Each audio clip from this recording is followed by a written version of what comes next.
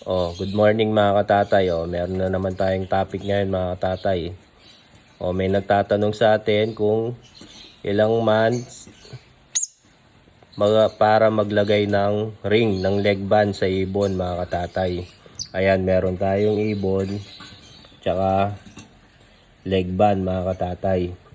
Itong ibon na to, matured na to mga katatay ha. Pakita ko sa inyo yung leg band mga katatay. Ito mga katatay, ito yung mga leg band natin mga katatay. Merong 4.5 mm mga katatay, 5 mm mga katatay. Yan, pinagawa ko pa yung mga yan mga katatay. 4.5, 5 mm mga katatay. Pwede natin ilagay sa ibon na matured ay 5 mm mga katatay. Kaya kahit matanda na yan, may lalagay natin mga katatay. Itong 4.5 mga katatay, ilalagay natin to sa sa mga 2 weeks pa lang na ibon mga katatay, yung sisiw pa mga katatay.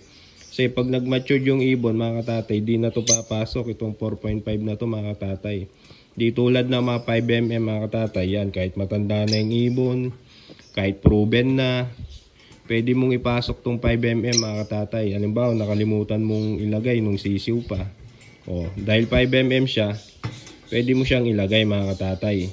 Try natin na pasok natin dito sa ibon, sa matured na ibon. Tara dito baby. Ito na maingay. Ito mga katatay, tignan nyo ha. Tupiin natin to pataas pag maglalagay tayo. Maingay baby. Ayan ganyan lang mga katatay.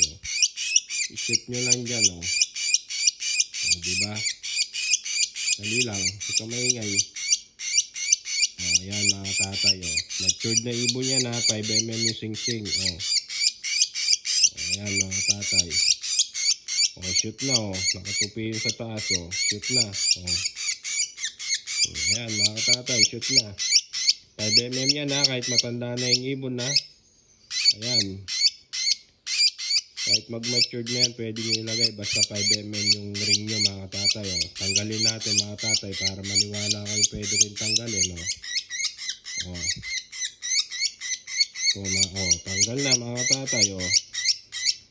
Basta 5 mm mga tatay, walang problema mga tatay. Kahit makalimutan yung ilagay,